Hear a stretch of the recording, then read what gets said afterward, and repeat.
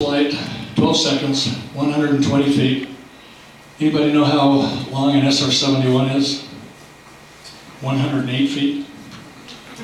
So barely surpassed the length of an SR-71 on that first flight.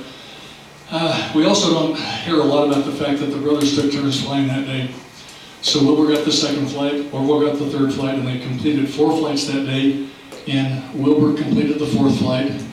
Look at that, 59 seconds, 852 feet, almost 3 football lengths. So what a quantum improvement in a fairly short period of time. And in spite of that massive effort, that flight was not as long as the flight deck of one of today's modern aircraft carriers. Well, what's happened to the world because of that significant day in history, that December the 17th, 1903? And I'm going to touch on just a smattering of the things that have occurred.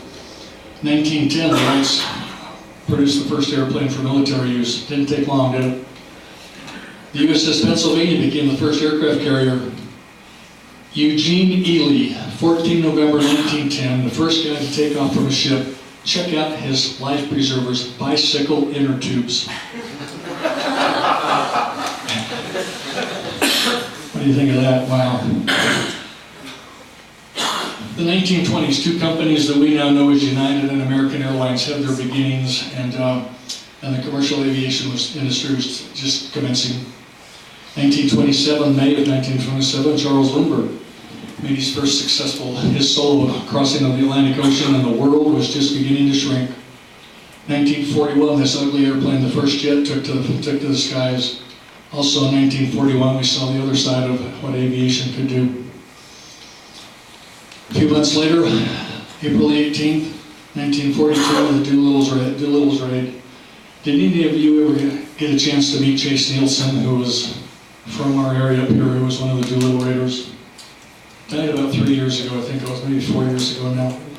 Anyway, 16 B-25s, 5 crew members on each plane, 16 successful takeoffs, and they had never practiced on a carrier before. The first time they got a chance to do that was the day that they did this particular day. And here's a picture of Chase. He was the navigator on crew number 6. He spent 40 months as a Japanese POW because he was one of those that crashed in the ocean and was picked up by the Japanese. 3 members of his crew, I think, were executed. Well, October 1947, the U.S. Air Force becomes a separate and independent branch of the U.S. Armed Forces. Also that same month, in October of 47, with Captain Chuck Yeager at the controls of the Bell X-1, the sound barrier is broken for the first time. Check out this, Orville was still alive. What would he have thought? What must he have thought? There was a slight possibility of achieving fame and fortune from the wow. The first human in space, the Soviet cosmonaut Yuri Gagarin in April of 1961. Just a few weeks later, the first American in space, Alan Shepard, May of 61. Bob Gilliland made the first flight of an SR-71 on the 22nd of October 1964. I was on my honeymoon that day, could have cared less about this flight even if I'd have known it was taking place. And then the event we've talked about, the landing on the moon on July the 20th, 1969, and Neil Armstrong's words from the face of the moon, the surface of the moon on the 21st of July. That's one small step for a man, one giant leap for mankind. Neil Armstrong swears that word was there. I've never heard it on the replays. But he said without it, it would be grammatically incorrect. And so he says it was there, and we just couldn't hear it. Well, I think it's grammatically fine with or without.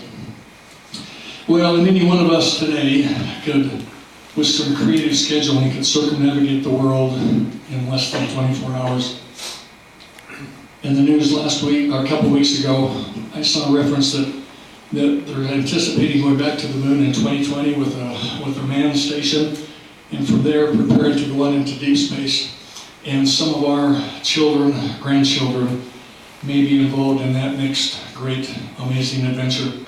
And why did all that happen? Because these 2 brothers had a dream, and they didn't want to give up on that dream, and they stayed with it until they made it happen.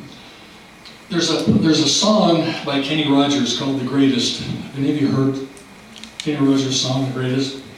I'm not going to read the whole thing, I'm going to just kind of tell you the story, but